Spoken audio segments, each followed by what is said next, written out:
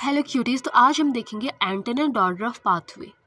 So it is an alternative pathway that catabolises glucose to pyruvate.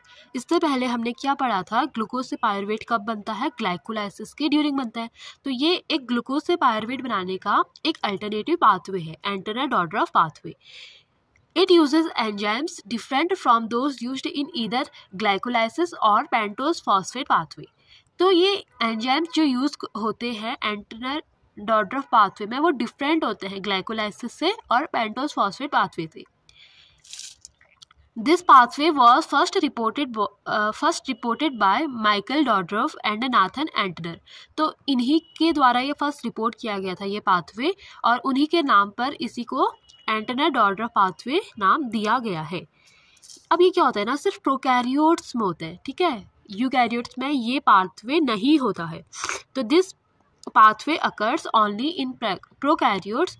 अब उसमें भी जो क्या होता है, मोस्टली जो ग्राम नेगेटिव बैक्टीरिया होते हैं जैसे कि स्यूडोमोनास, एरिगिनोसा और एजेटोबैक्टर और राइजोबियम, तो इन मोस्टली प्रोकैरियोट्स में होता है और उसमें भी मोस्टली ये ग्राम नेगेटिव बैक्टीरियाज में ये प्रोसेस होती है, ये पाथवे होता है।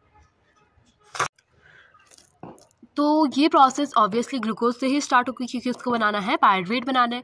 तो ग्लूकोज कन्वर्ट होगा ग्लूकोज 6 फॉस्फेट में और ATP is converted into ADP. फिर ग्लूकोज 6 फॉस्फेट कन्वर्ट होगा 6 फॉस्फोग्लूकोनेट में और एनएडीपी बनाएगा NADPH।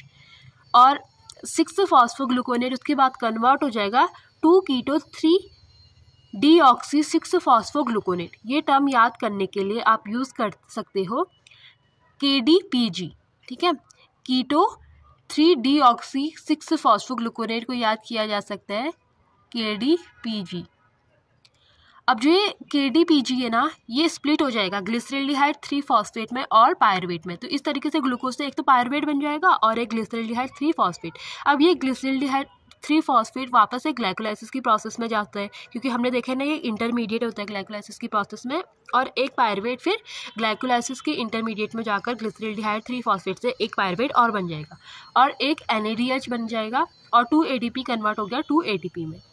तो हमने इस प्रोसेस में क्या देखा ना, दिस प्रोसेस यील्ड 1 ATP। इस प्रोसेस में हमको एक ATP मिलती है।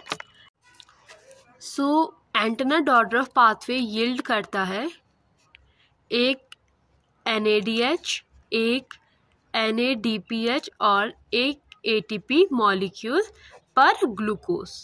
तो एंटोना-डॉर्डरफ पाथवे में हमको ये यील्ड होता है NADH, NADPH और एक ATP पर glucose molecule. Thank you for watching.